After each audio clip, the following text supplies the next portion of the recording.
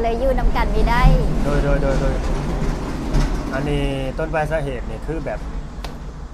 มีสิ่งเสพติดเข้ามาพัวพันเนาะโดยอ๋อบอกเกี่ยวเรื่องสู้สาวเนาะตัวนี้เนาะโดย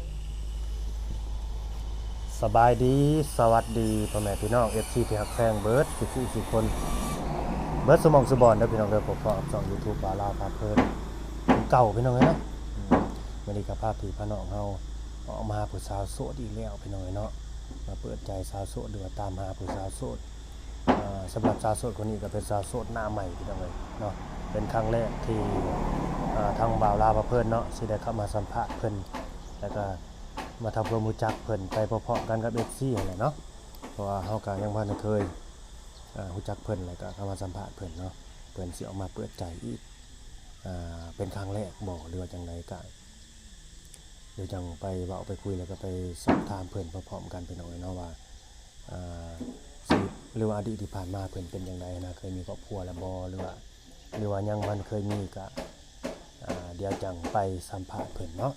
สำหรับข้อมูลการติดต่อก็ขึ้นอยู่ในหน้าจอเด้อพี่น้องเนาะฝากกดไลค์กดแชร์กดติดตามเป็นกำลังใจให้สาวโสดแล้วก็บ่าวลาวพาเพลินนำเนาะสำหรับผู้สาวคนนี้ก็คิดว่าน่าจะถึกอกถึกใจเนาะหนุ่มโสดหลายๆคนนั่นแหละพี่น้องเอ้ยเนาะแต่ยังบ่มั่นใจได้ว่าเพิ่นสิพร้อมสิสละโสดเลยบ่หรือว่าจังไดอันนี้ก็ได้เนาะปะบ่ระยะห่างพี่น้องเอ้ยตอนนี้ก็ฮอดมาถึงเพิ่นเป็นที่เรียบร้อยแล้วล่ะนี่แหละพี่น้องเอ้ยสำหรับสาวโสดหน้าใหม่เนาะสิว่าหน้าใหม่ก็แม่นนั่นแหละเพราะว่าเป็นครั้งแรกเนาะที่ว่าเฮาเข้ามาสัมภาษณ์เพิ่นเนาะก่อนอื่นก็ต้องสบายดีสบายดีอารมณ์ดีเนาะเบิ่งเจ้าเป็นคนอารมณ์ดีอยู่จักหน่อยโดยอันนี้เป็นครั้งแรกบ่ขอถามหน่อยโดยครั้งแรกพี่น้องเอ้ยที่เพิ่นออกมาสัมภาษณ์เนาะออกสื่อนั่นแหละซื้อล่าโดยบ่เคยแบบสัมภาษณ์นำไผมาก่อนเนาะนี่เคยชื่อว่าจังไดเนาะขออนุญาตถามซื้อล่าราชบุตรชื่อหลาโดยโอ้สาวหลานามสกุลยังนะว่าไดนี่นะราชบุตรราชบุตรเต็มสุดพี่น้อง สาวหลาราชบุตรเนาะตัวในปัจจุบันเนี่ยอยู่จักปีแล้วสาวหลา36 ปี36 ปีโอ้โตเป็นผู้สาวโสดรุ่นใหญ่พี่น้องเอ้ยเนาะคันว่าคนอายุ36 ปีแหละรัก3ขึ้นไปแล้วเพิ่นต้องเคยมีครอบครัวอยู่แล้วพี่น้องเอ้ยเฮาคิดว่านะเนาะจะเคยมีครอบครัวแล้วบ่โดยเคยมีแล้วเคยมีมาแล้วโดยแต่ก็ยามีแล้วยา มันเป็นจังไดเนาะคนมีครอบครัวเป็นหยังเขาจังอยากเลิกอยากหย่ากันเขาเบื่อบ่มันเป็นจังไดมันอิ่มโตบ่สาวหลามีแม่นเลยราชบุตรมันเป็นจังไดมันแบบแนวเดิมมันมีเฮาเจอกันแบบนี้นะอยู่มันนำกันโดนบ่สาวหลาจังว่าบ่เข้าใจกันนี่นะ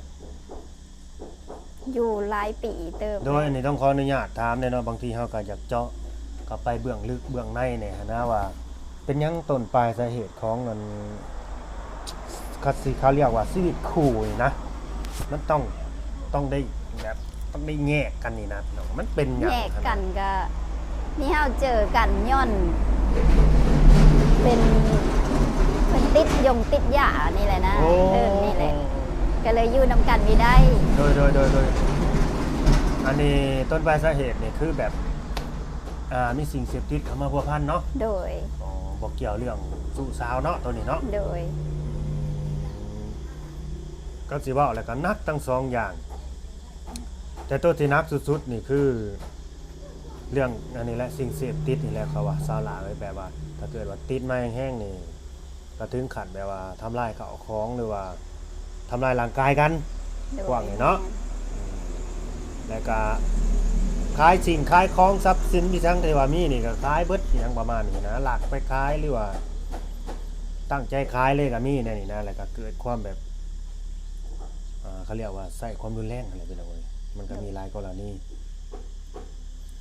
แต่ถ้าอีกเรื่องนึงบาดนี้ถ้าว่าเรื่องสู้สาวนี่อันนี้เขาสิเรียกว่าทำลายความรู้สึก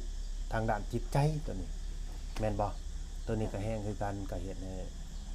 สามารถเฮ็ดให้ครอบครัวนี่ แตกแยกได้คือกันเนาะ โดย แล้วแต่บุญนำกำแต่งไผมันนั่นแหละสิเป็นใดๆก็ดี โด เพราะ ย ว่าบ่มีไผสิแบบว่าฟื้นฟื้นกฎธรรมชาติได้ดอกเนาะ โดย เลิกลามาหลายปีแล้วบ่สาวลาราชบุตร ประมาณ2 ปีโดย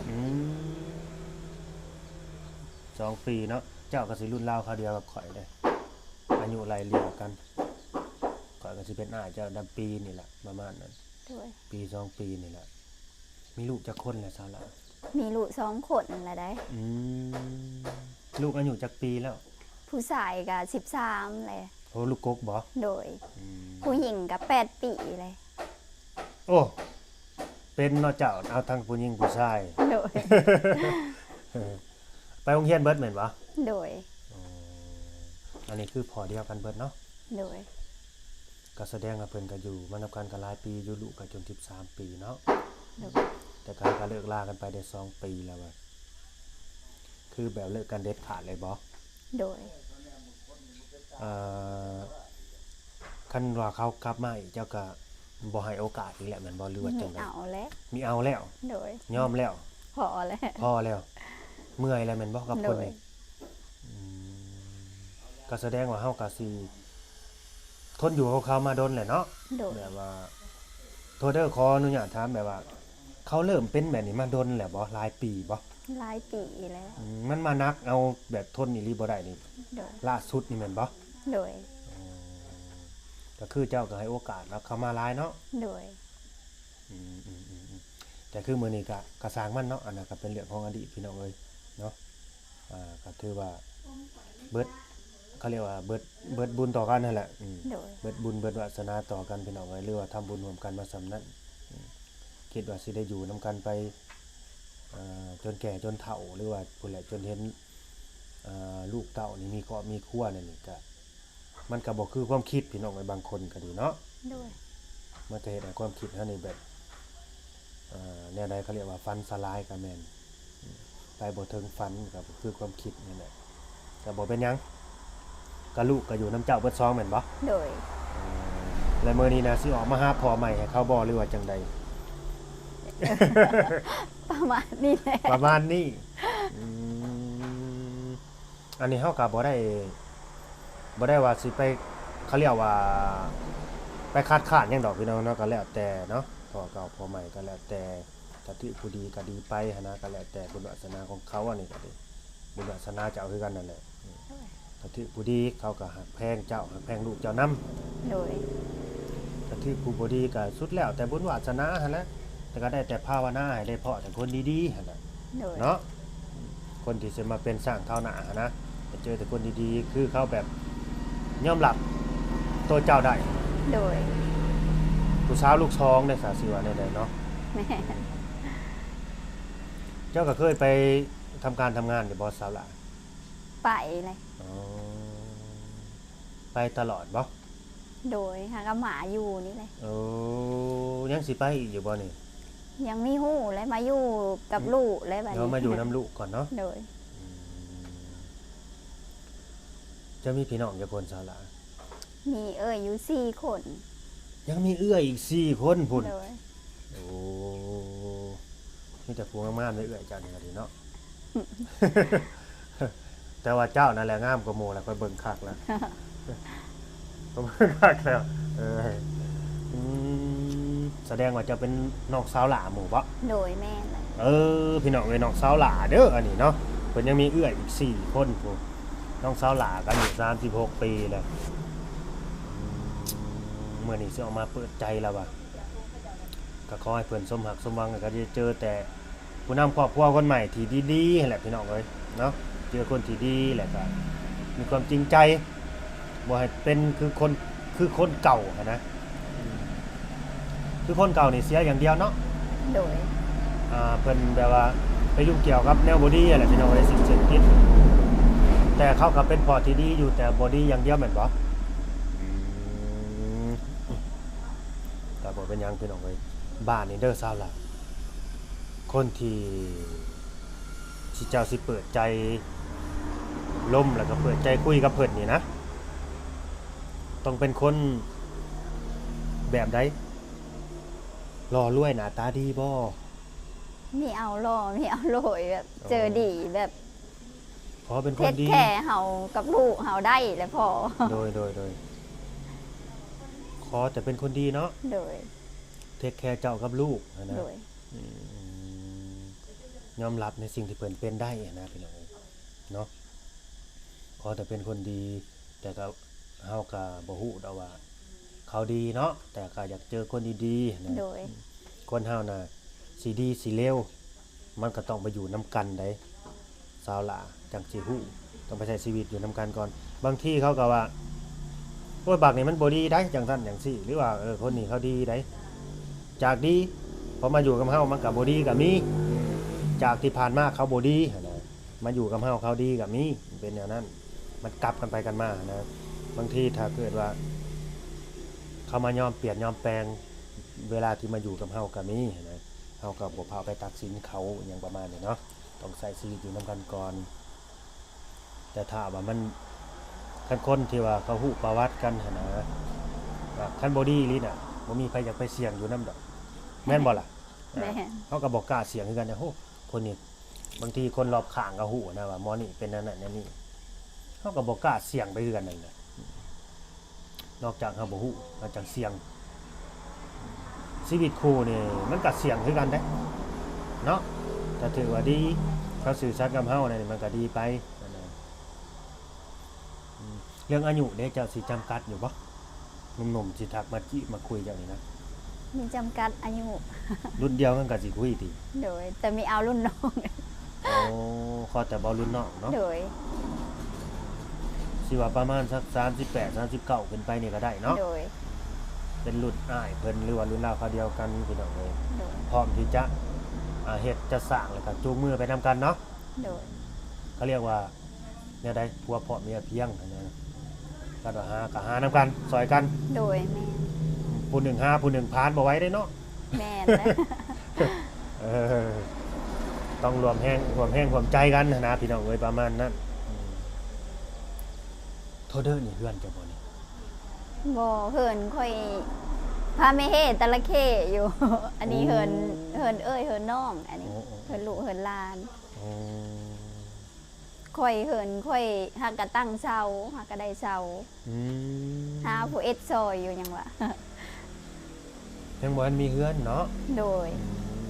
คิดว่ามีเฮือนมีหยังแล้วกับ บ่ เอ่อสามีคนก่อนนะเจ้าก็เคยคิดไว้อยู่บ่สาวลาสบุตรนี่เนาะ โดย เคยคิดไว้อยู่บ่ว่าโอ้ในชีวิตนี่ข้อยคือสิหยุดอยู่กับเจ้านี่แหละแบบนี้นะคือสิบ่มีไผแล้วน่าสิอยู่นํกันไปจนแก่จนเฒ่าหรือว่าจนตายจากกันแบบนี้นะเคยคิดอยู่บ่ตั้งแต่เอากันแรกๆอยู่ ก็ นำ เคยหั่นแหล้วเนาะคิดและ เนาะ บัดนี้แหละมันอยู่กันบ่ได้ โดยช่วงเวลาที่ว่าเฮาหักเฮาแพงกันเนาะเฮาก็ โดย คิดอยู่แล้วแม่นอันนี้มันเป็นเรื่องจริงทุกคนไผก็ต้องคิดแบบนั้นอยู่แล้ว แต่พอเวลามันเปลี่ยนไป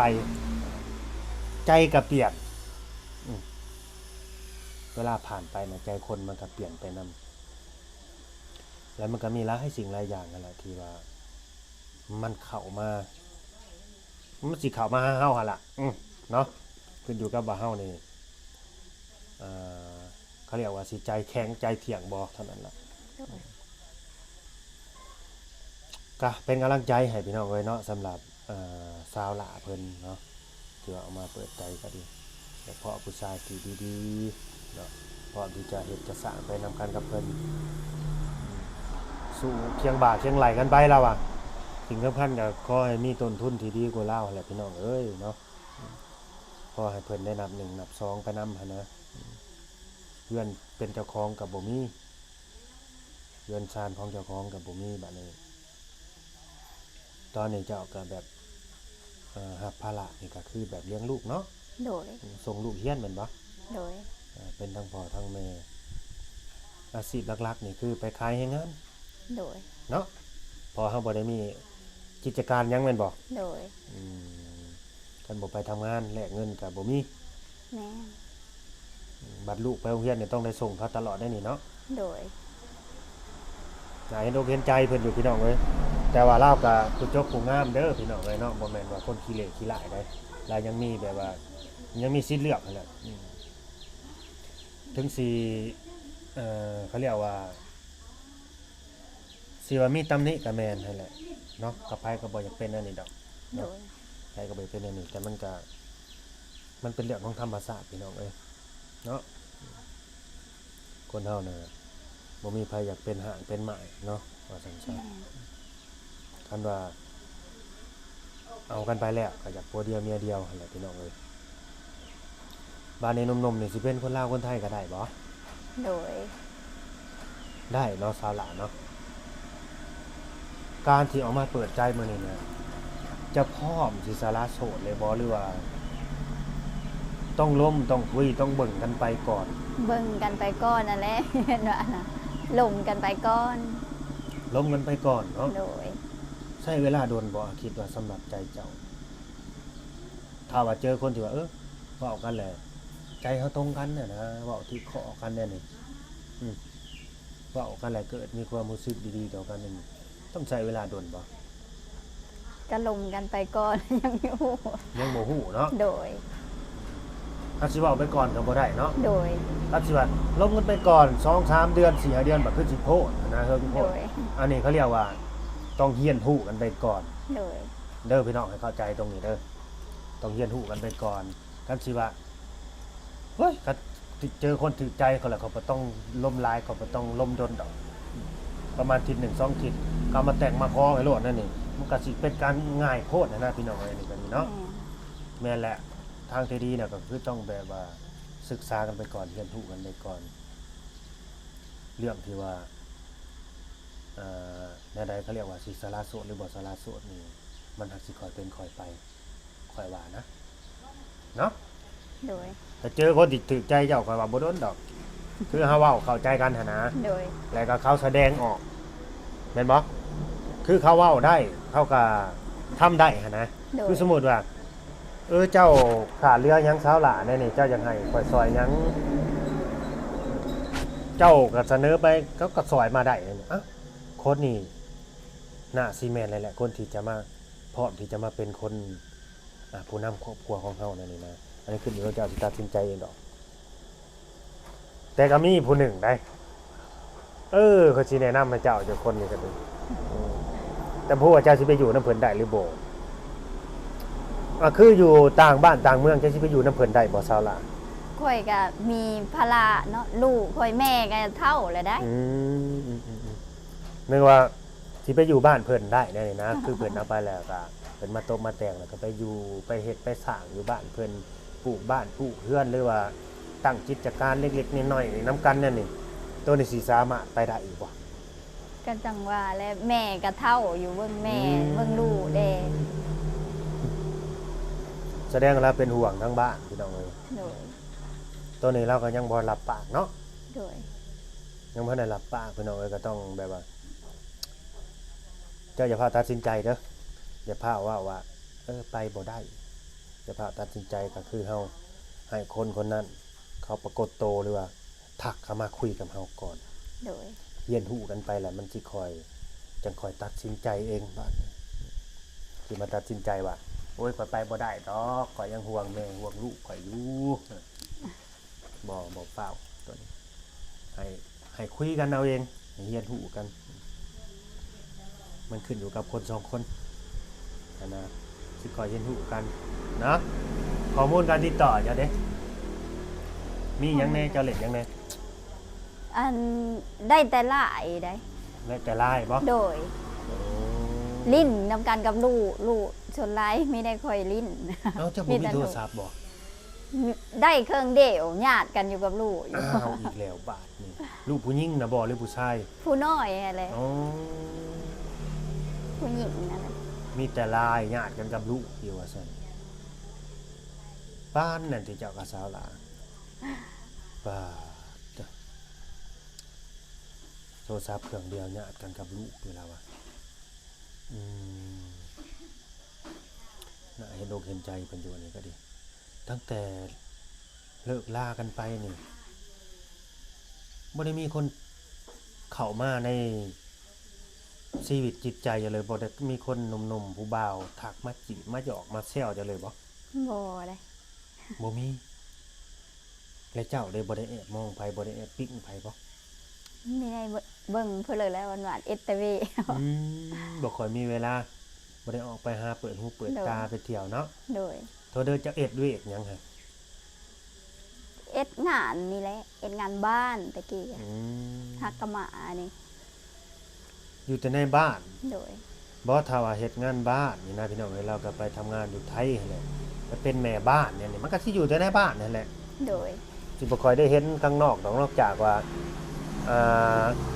นายจ้างเพิ่นสิพาไปเที่ยวหันเที่ยวนี่ก็สิได้เห็นหั่นนะหรือว่าเทศกาลได้นี่ก็นัดหมู่นัดคู่ออกไปอยู่ว่าค่อยเบิ่งเจ้านี่เพิ่นบ่ส่งสิไปเที่ยวดอกหรือว่าค่อยเบิ่งคนผิด ที่ได้ไปสิเหลือ อืมเพราะว่าเราก็แบบอายุก็รัก3ขึ้นไปเลยนะพี่น้องนับสิเข้ารัก4แหละเนาะ แม่น เจ้าก็ยังอยากแบบ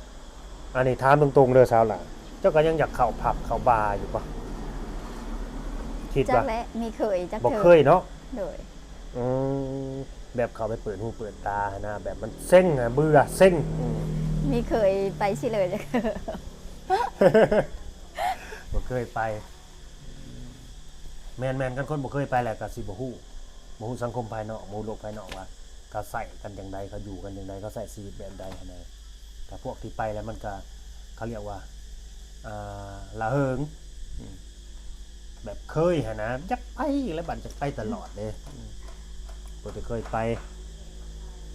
อันนี้เว้าถึงบ่ได้เจาะจงให้ได้พี่น้องนะเว้ารวมๆภาพรวมๆเนาะเพิ่นกับเราเคยไปแหละมันก็อยากไปทางใดก็ดีกับของกินนั่นแหละเฮากันเฮาเคยกินหยังแหละเฮากินแล้วเฮ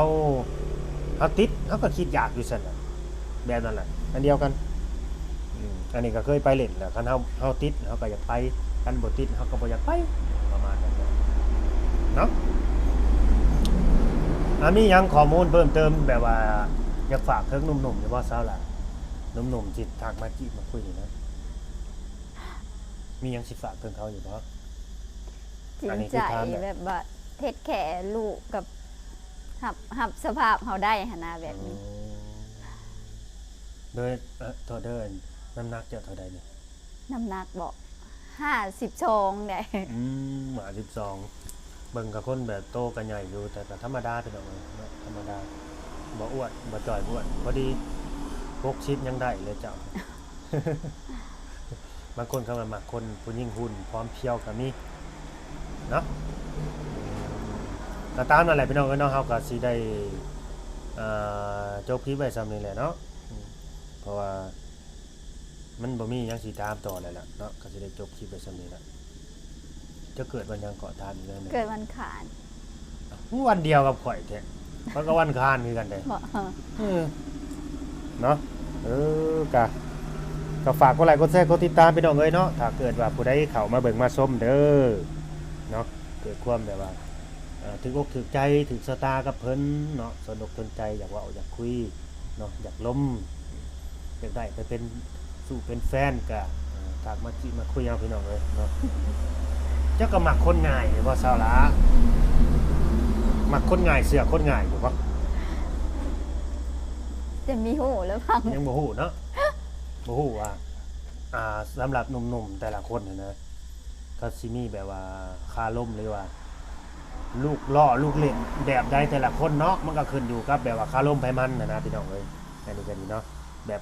เขาก็สิมีเทคนิคไผมันนั่นแหละวิธีแบบว่าจีบสาวหรือว่ามัดใจสาวอันนี้ก็ดีเนาะตามนั่นแหละเนาะเขาก็สิได้จบอีหลีได้พี่น้องเอ้ยบัดนี้เนาะฝากกดไลค์กดแชร์กดติดตามเด้ออยู่ดีมีแฮงสุดท้ายก็ขอให้เพิ่นนิ่งทางชาวละเพิ่นอยู่ดีมีแห้งแล้วก็สมรักสมหวังเนาะ เดี๋ยว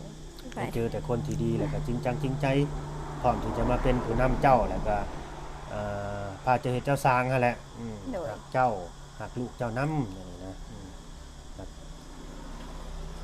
หักแม่เขาเรียกว่าอิหยังก็เอาแม่ได้ใส่ลูกนำอย่างประมาณนี้นะพี่น้องเอ้ยการนี้คือกันแบบนี้ก็ดีแต่ก็หักแม่แล้วก็หักลูกก็นำหักแม่หลายกว่าลูกก็ได้หรือบ่หรือว่าหักสำคัญบ่สาวล่ะ หักสำคัญนั่นแหละว่าเนาะ ให้ฮักสำคัญเด้อพี่น้องเอ้ยเพิ่นว่าเนาะอืมอันนี้หยอกเด้อว่าหยอกซื่อๆเนาะ โอเคเอาสบายดี เลยสบายดี ส่วนมากเขาก็สิฮักแม่แหละหลายกว่าลูกเนาะ